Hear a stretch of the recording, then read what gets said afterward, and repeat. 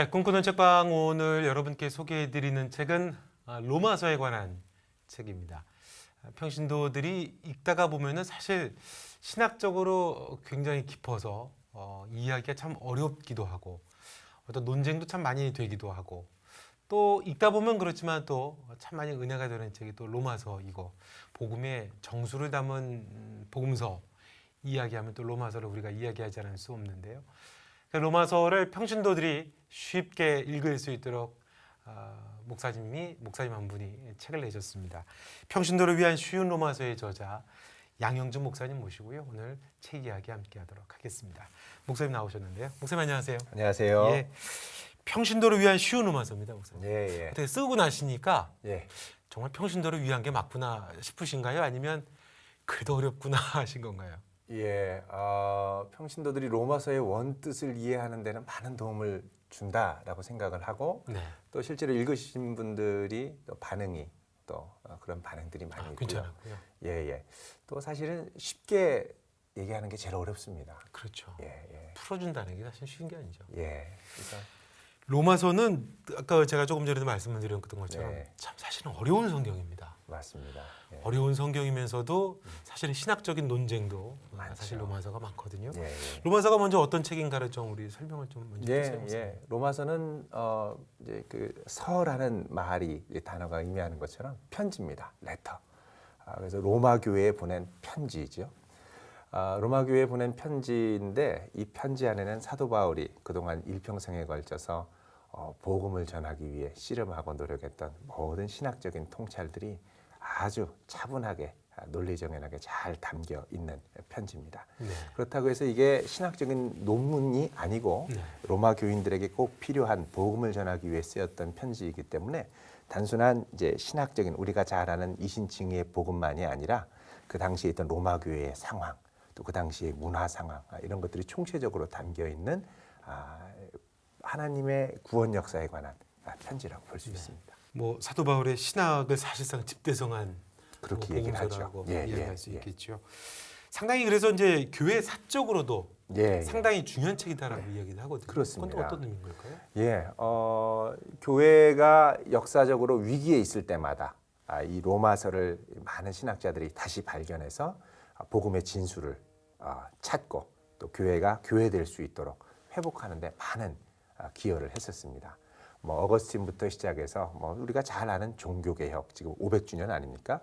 종교개혁에서도 마틴 루터가 이 로마서를 보면서 이신칭 오직 우리는 믿음으로 말미암아 산다. 네. 이 복음의 정수를 발견하고 이 부패에 가던 로마 카톨릭을 돌리는데 거기로부터 돌아서서 복음으로 돌아가게 하는데 아주 중요한 역할을 했습니다. 또 뿐만 아니라 이제 19세기에도 이제 칼 바르트라고 하는 아주 걸출한 신학자가 이제 그 자유주의적으로 흘러가는 이 신학 사조의 반기를 들고 이 로마서 강해 이 책이 882쪽입니다. 우리 이 말로 번역된 게 상당히 두껍죠. 로마서를 다시 발견해서 복음으로 우리가 돌아서야 한다. 근데 이제 이 강해서들을 보면은 이제 루터의 로마서 강해가 600페이지고요.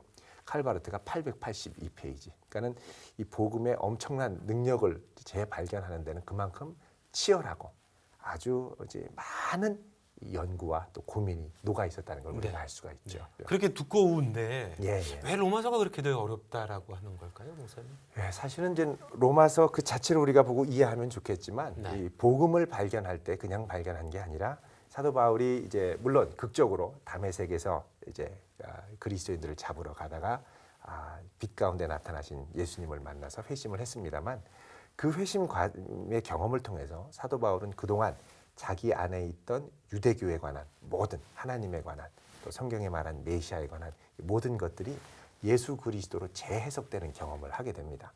그래서 이 구약의 모든 이 말씀들이 예수 그리스도에 집중돼서 재해석되면서 그동안 이제 사도 바울이 라피 출신이니까 갖고 있던 모든 복음에 대한 복음이 아니라 이제 하나님의 율법과 말씀에 대한 이 통찰이 예수 그리스도의 복음으로 녹아지게 된 거죠. 그러니까 이 사도 바울이 하는 말 그리고 이제 로마서에 나온 이 말씀들이 그냥 이제 자기 생각에서 나온 게 아니라 구약의 많은 전통과 전승과 또 모세 오경의 전통, 또 이사야 예언자의 전통, 뭐 이런 것들이 함께 융합되면서 나오기 때문에 우리가 그런 것들을 제대로 이해하지 못하면 자칫 이제 파편적으로, 피상적으로 이해를 할 수가 있습니다.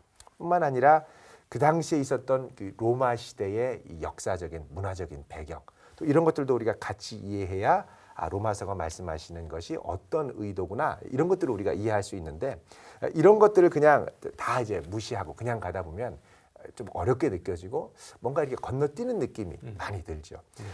이 로마서 같은 경우에는 이제 그 나나주, 성경에 보면 나나주가 나오는데, 나나주를 보면 상당히 구약 인용들이 많이 있습니다. 아마 그 다른 어떤 서신서보다 제일 많은 나나주들이 나올 텐데요. 그 나나주에 나온 성경 인용들을 보면 신명기, 이사야, 레위기, 많은 성경들이 이제 인용이 돼 있죠. 이게 바로 로마서가 그냥 뚝 떨어진 책이 아니라 구약의 많은 내용들이 예수 그리스도를 통하여 새롭게 해석된 복음이다, 이렇게 우리가 볼 수가 있습니다. 네. 그러니까 그 책을 통해서 구약을 이해하게 되고, 그렇죠. 예수 그리스도 중심적인 구약 이해죠. 이해가 되는 거니까요. 그렇죠. 예. 예, 예. 근데 목사님, 이 책의 부제를 예. 복음의 불부터 살라라고 하셨어요? 예, 예. 왜 부제는 그렇게 정하신 거예요?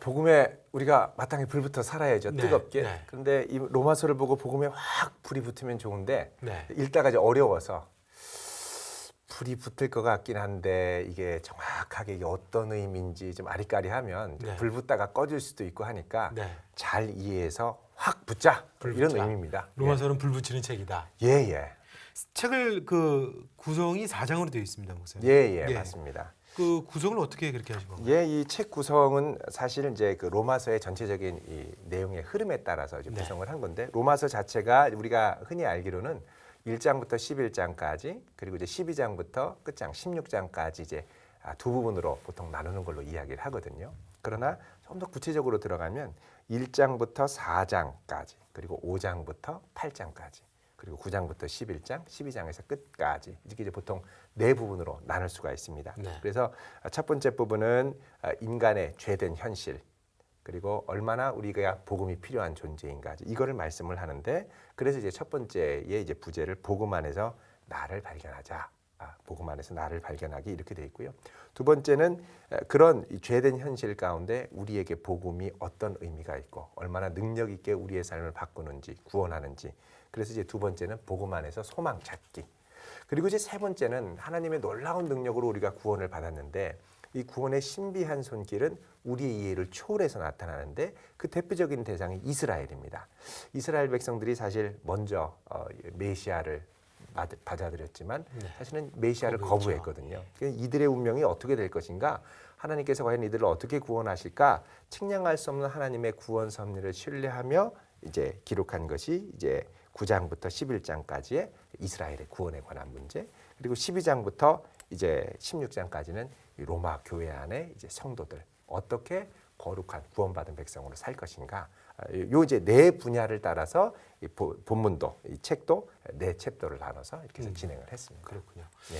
이제 우리가 성경을 경전이라고 생각을 하기 때문에 그렇죠. 때로 이제 성경을 읽을 때 그냥 필요한 문구만, 예. 필요한 절만, 그렇죠. 필요한 대로 읽다 보니까 예, 예. 전체적인 그 서신이 갖고 있는 배경에서 나온 성경의 의미를 예. 놓칠 때가 참 많거든요. 그렇습니다. 로마서 같은 경우에도 당시의 배경이 상당히 중요하잖아요. 상당히 중요하죠.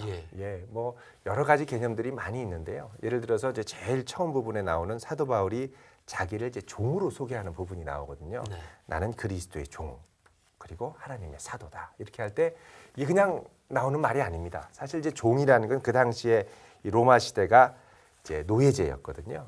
나는 노예와 같다, 이제 이런 말인데, 사실은 이 말을 하는 사도 바울의 출신을 보면 상당한 엘리트였습니다.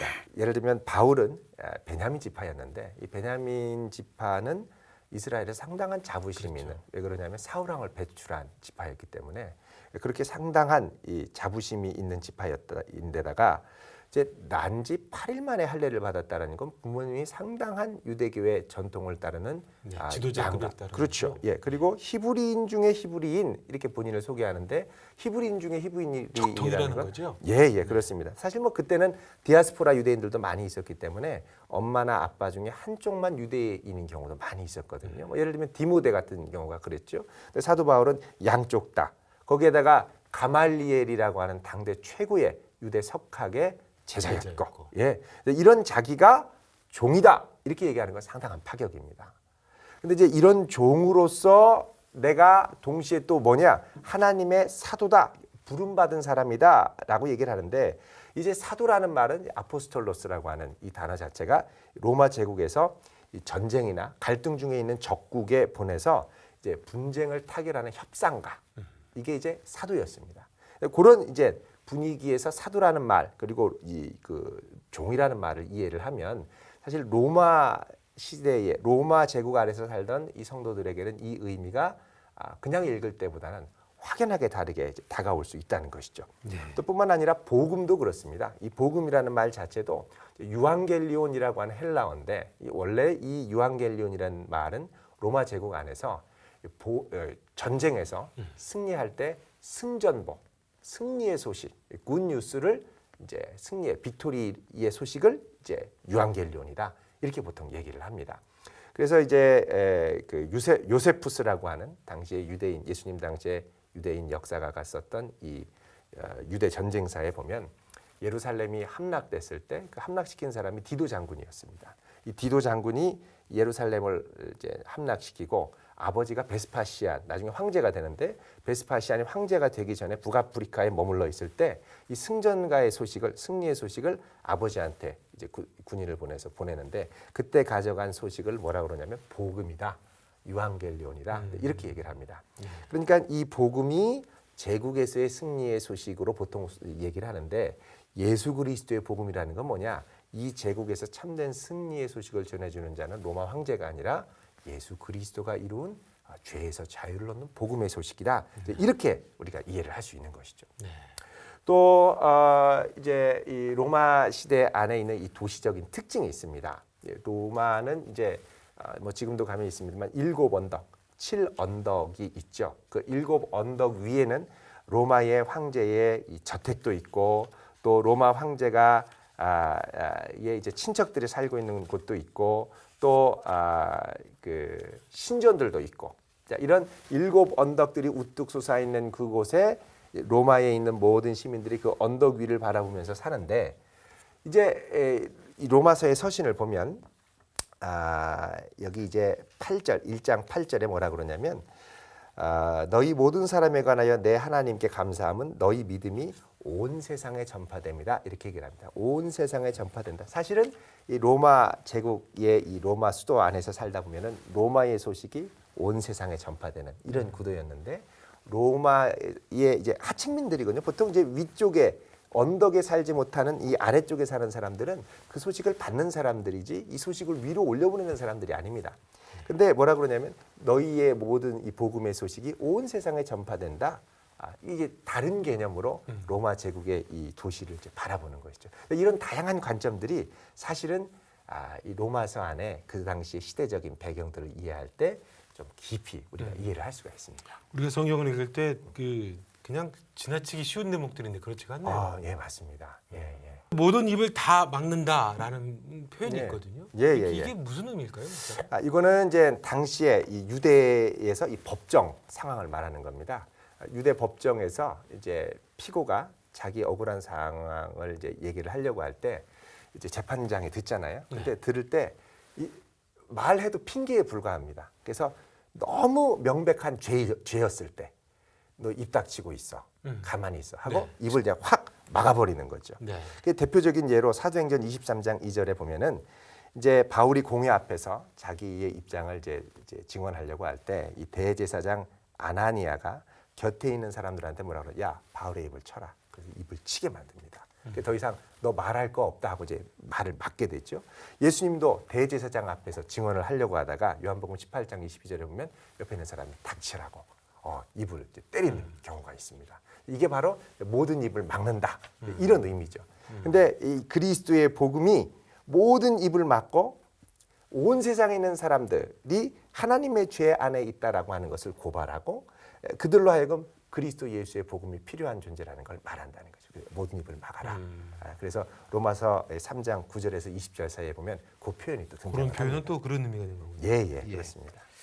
그럼에도 불구하고 로마서를 쉽게 이해하기 어려운 그래서 이제 말씀해 주신 것처럼 이제 구약하고의 연계가 되고 구약을 재해석하게 그렇죠. 되는 성경이기 때문에 그렇죠. 구약에 구약적인 대한 배경. 배경을 알아야 되고 맞습니다. 이해를 해야 성경을 읽힌다는 거거든요. 그렇습니다. 아마 예. 그게 우리 이제 평신도들에게는 어려운 부분일 텐데 예. 로마서를 이해하기가 좀 어려운 또 다른 이유를 목사님 구약적인 배경을 좀 설명해 주시면 예. 좋겠습니다. 구약적인 배경들이 분명히 있습니다. 네. 이제 예수님께서 행하셨던 많은 역사들, 또 복음의 역사들, 또 로마에서에서 자주 등장하는 표현 중에 하나님의 의라고 하는데 이 하나님의 의는 이신칭의 못지않은 아주 중요한 로마서의 주제가 되거든요. 네. 근데 이런 것들이 다 구약의 배경을 우리가 잘 이해할 때 좀 더 정확하게 온전하게 이해할 수 있다는 것이죠. 예를 들면 예수님께서 우리를 위해서 화목제물이 되셨다. 네. 로마서에 많이 나오지 않습니까? 근데 이제 화목제물은 우리가 그냥 생각할 때 하나님과 우리 사이를 화목케 하는 이제 화목제사, 화목제, 레위기에 나온 화목제의 제물이다 이렇게 생각을 하는데 이 로마서에 나오는 이 화목제물의 이제 그 헬라어가 힐라스테리온이라고 하는 단어입니다. 근데 그 단어의 구약적인 용례를 보면 이게 이제 카포레트라고 하는 히브리어를 힐라스테리온으로 번역을 했는데 이 카포렛이라는 건 뭐냐면 쉬운 자를 말합니다. 쉬운 자라는 건 뭐냐면 지성소 안에 들어가 있는 하나님의 성궤가 금으로 조각목으로 돼 있어서 금으로 쌓여 있는 건데 그 위에 덮개를 이제 쉬운 자라고 얘기를 하죠. 이 덮개 위에는 하나님의 스랍 천사가 날개를 펴고 둘이 딱 서로 마주보고 있고 1년에 한 번 대제사장이 이 어린 양의 피를 갖고 그 위에 뿌려서 용서 죄사함을 받는 게 이제 이 힐라스테리온 화목제물이라는 겁니다. 그러니까 예수님께서 우리를 위한 화목제물이 되었다라는 건 단순히 하나님과 우리 사이를 화목케 하는 제물이 되었다라는 의미를 넘어서 언약궤를 덮고 있는 쉬운 자 위에 그 희생 제사, 그러니까 희생의 피, 속죄의 피가 뿌려져서 우리의 죄를 사함 받은 것처럼 예수님께서 우리를 위해 피를 뿌려서 죄를 용서해 주시고 하나님과 화목하게 되었다. 이게 바로 화목제물의 좀 더 정확한 의미라고 우리가 볼 수가 있습니다. 네. 또 이제 그 다음에 나오는 게 이제 하나님의 의라고 하는 부분인데요. 참 많이 쓰죠. 예, 하나님의 의는 이제 로마서에 아주 중심되는 주제라고 할 수 있습니다. 하나님의 의라고 할 때 그러면 뭐냐? 우리가 예수님을 믿음으로 말미암아 얻는 의인데 이신칭의라고 할 때 이 의가 하나님의 의다. 이게 좀 우리가 좀 잘 이해가 안 가는 부분이거든요. 네. 근데 이제 이 구약에서 의를 얻는다라는 게 어떤 의미인지를 우리가 잘 이해해야 됩니다. 의롭다라는 거는 계약적인 의미가 아니라 언약적인 의미라는 거죠. 그러니까 의라는 게 뭐냐? 두 사람 사이에 서로 지키기로 한 약속. 근데 이 약속을 계약이라면 한쪽이 지키지 않으면 내가 파기하고 나도 끊어버리는 게 의입니다. 의라는 거는 그 계약 안에 부과된 의무를 행하는 것을 의라고 합니다. 그 원래 의미를 따지면. 근데 이 의가 둘 사람 사이에 부과된 의무인데 계약이면 끊어버리면 맞는데 이게 언약이다. 그럼 언약이라는 건 뭐냐면 한 사람이 이 언약에 불성실하게 됐을 때, 언약을 끊어버렸을 때, 그럼에도 불구하고 내가 이 약속했던 것을 끝까지 신실하게 지키겠다. 너는 언약을 버려도 나는 언약을 버리지 않고 끝까지 붙들어 주겠다. 이게 이제 의롭다라고 하는 구약의 언약적 사고 방식 안에서의 의로움이라는 것입니다. 이제 대표적인 것이 다윗이 도망갔을 때 사울의 추격을 받아서 이제 도망갔을 때 사무엘상 보면 이제 사울이 이제 급해가지고 동굴에 화장실을 보러 갑니다. 근데 그때 다윗이 몰래 가서 옷자락을 끊어가지고 있거든요. 그리고 이제 사울이 화장실을 다 보고 그리고 이제 밖으로 나갔는데 다윗이 이제 굴 밖에 나와서 사울을 부르죠. 그러면서 옷자락을 들면서 내가 당신을 죽일 수 있었음에도 불구하고 이 그대로 이렇게 붙들고 있지 않습니까? 왜 나를 죽이려 합니까? 나는 의롭습니다. 이렇게 얘기를 하니까 그때 사무엘상 24장 17절에 사울 왕이 뭐라 그러냐면 나는 너를 학대하되 너는 나를 선대하니 너는 나보다 의롭도다. 이렇게 얘기를 합니다. 여기서 이제 언약적인 개념의 의가 나온다는 거죠. 그러니까 하나님께서 이루고자 하시는 의는 인간이 하나님을 향하여 이제 마땅히 해야 될 의무가 제대로 지켜지지 않았음에도 불구하고 그럼에도 불구하고 하나님이 끝까지 신실하게 그러니까 이거를 하나님의 신실함, 신실성이라고 합니다. faithfulness.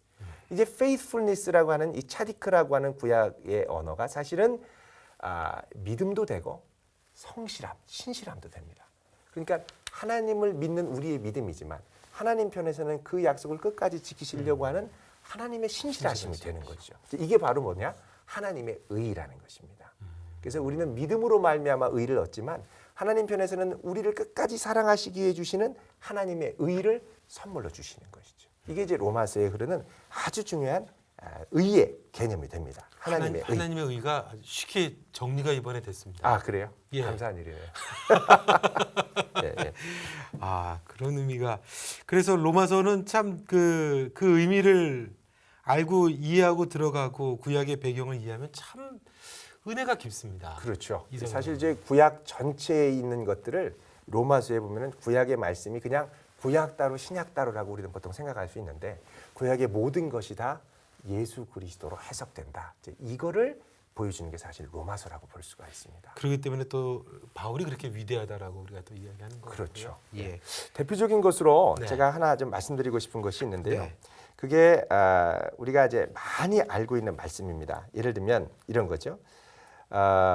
로마서 10장 5절 이하에 보면 이렇게 이제 말씀을 합니다.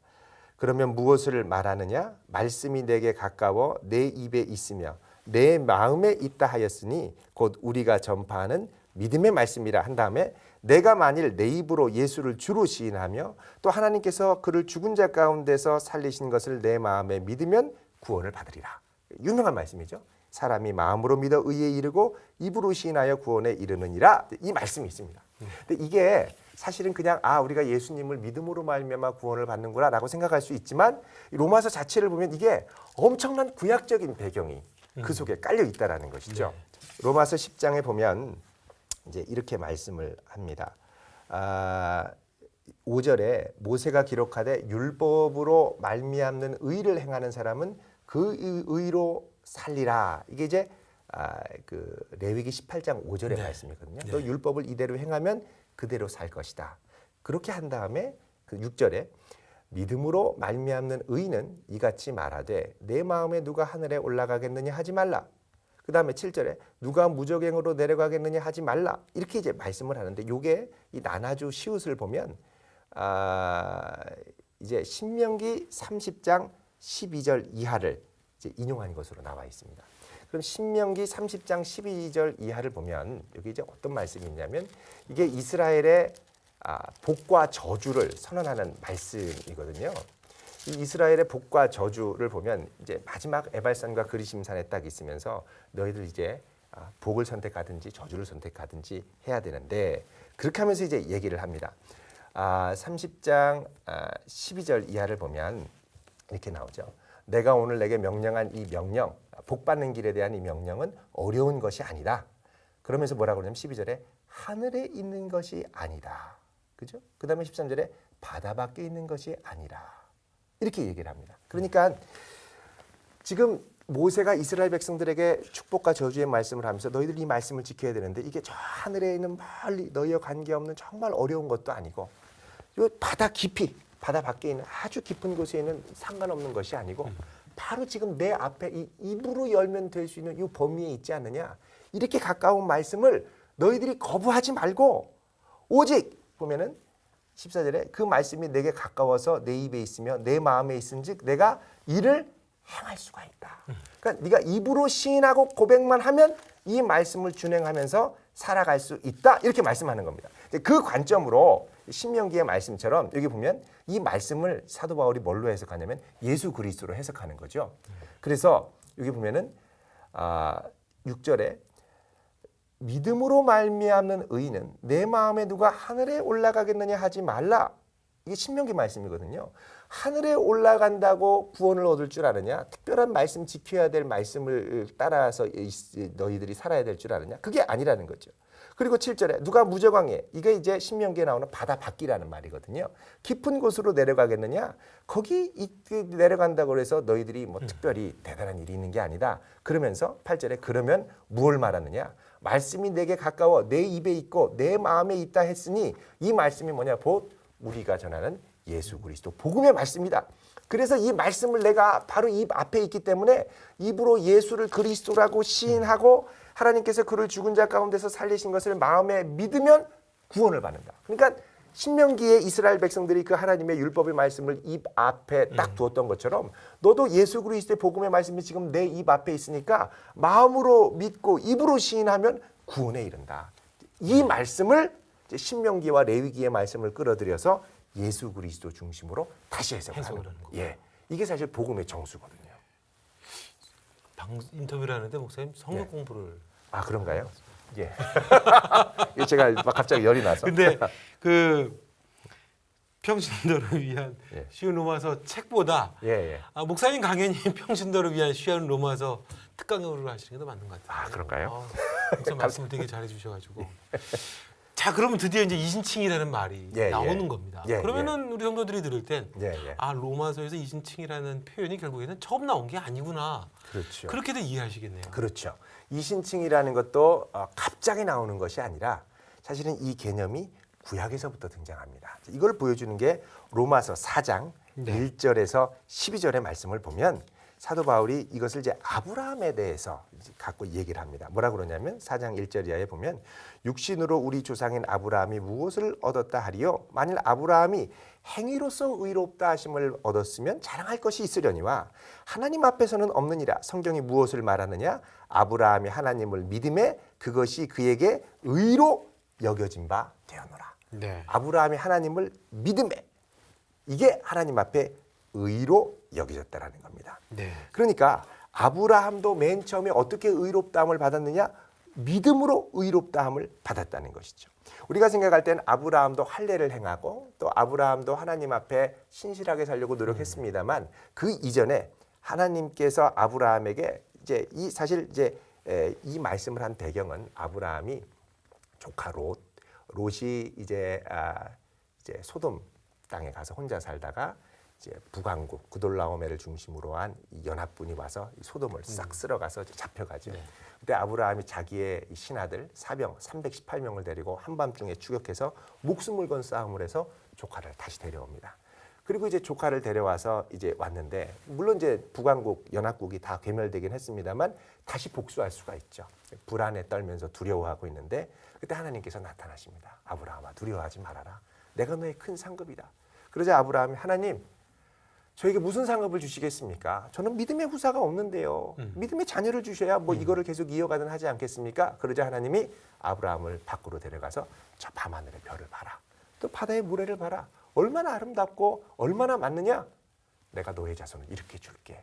그러자 아브라함이 그 말씀을 믿음에 하나님이 이를 의로 여기셨다고 합니다. 이게 아브라함이 의롭다함을 인정받는 첫 출발이라는 것이죠. 그러니까 이신칭의는 우리가 의롭다함을 얻는 것은 믿음의 조상 아브라함 때부터 내 행위로 뭘 하는 게 아니라 그렇게 행하신 하나님을 믿음으로 내가 받아들일 때 그 믿는 나를 의롭게 하신다는 것이죠. 그게 바로 이 로마서의 사도 바울이 이신칭이라는 것도 아브라함부터 시작된 것이다라고 하면서 이 4장 1절 이하에 쭉 말씀하고 있는 겁니다. 이렇게 볼 때 이 할례 이제 우리가 이제 할례를 행하고 유대인들에게는 구원받은 표로 할례가 있어야 된다. 또 안식일을 지켜야 된다. 이런 것들이 많았는데 이 할례는 뭐냐? 표의 상징에 불과하다는 거죠. 먼저 의롭다함을 받은 사람은 믿음으로 말미암아 받는 거고 그 다음에 나온 거는 이신칭의 이후에 나온 제도라고 이제 말씀하는 것입니다. 네. 그러다 보니까 또 야고보서 이야기를 이제 행함이 없는 믿음 이야기를 또 하게 됩니다. 그래서 이제 이신칭해 가지고 얘기하는 분들은 그렇죠. 또 그 얘기를 또 하죠. 예. 그렇죠. 예. 사실은 이제 이 공동체의 컨텍스트 어떤 정황에 있느냐가 사실 강조하는 점이 좀 달라집니다.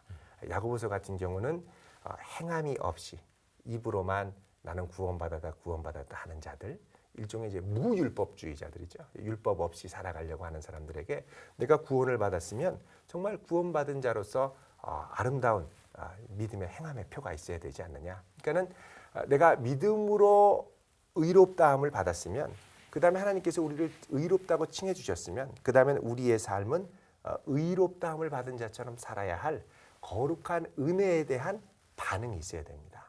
그래서 이것을 이제 그 하나님께서 우리에게 주신 은혜의 직설법과 명령법의 관계다. 보통 이렇게 얘기를 합니다. 그게 이제 사실은 로마서 12장 1절에 나오는 그러므로 형제들아 이게 1장부터 11장까지는 이신증의 복음을 말씀을 하고 그러므로 형제들아 내가 하나님의 모든 자비하심으로 너희를 권하노니 너희 몸을 하나님이 기뻐하시는 거룩한 산 제물로 드려라. 이것이 너희가 드릴 영적 예배다. 이렇게 말씀을 하는 것이죠. 네. 끝으로 목사님, 네. 어떤 분들이 좀 뭐 평신도를 위한 거니까 예. 평신도를 위해서 쓰긴 하셨는데 네. 좀 이 책을 읽으면서 우리 네. 성도들이 좀 어떤 좀 도움을 좀 받으면 좋겠다 그런 마음으로 쓰셨는지 마지막으로 그 말씀 좀 부탁드릴게요. 예, 로마서가 참 은혜롭고 또 좋은 책이면 틀림없지만 사실은 요 장벽들, 걸림돌들이 조금씩 있긴 하거든요. 그런데 이제 이런 것들이 이제 좀 잘 이해가 돼서 이 책을 통해서 좀 로마서의 더 깊은 깊이에 빠지고 또 구약과 신약이 좀 잘 연결이 되고 네. 또 그 안에는 하나님의 사랑과 광대한 은혜를 좀 새롭게 발견하면 좋겠다. 그런 네. 바람입니다. 예. 평신도를 위한 쉬운 시리즈면 목사님 로마서 말고 다음 성경도 그런 식으로 책을 쓰시나요 혹시? 예, 이제 창세기가 내년 초쯤 나올 아, 예정입니다. 근데 목사님은 저 계시록 특히 이제 이단 문제에 관해서도 예. 상당히 해박한 전문가이신데 그쪽은 책을 계시록은 아직 안 나와요. 아, 계시록은 이제 차후의 예정이고 지금 예정이시고. 현재 바이블 백신이라는 책을 이제 집필 중에 있습니다. 집필 중이시고요. 예, 예. 그럼 제목은 창세기 제목은 뭘로 하시나요, 목사님? 제목 반정하셨나요? 예. 평신도를 위한 쉬운 창세기로 가셔야 되는 거 아니에요? 예, 그 시리즈입니다. 평신도를 위한 쉬운 창세기입니다. 예. 예. 꿈꾸는 책방 오늘 양영주 목사님과 함께했습니다. 고맙습니다, 목사님. 감사합니다.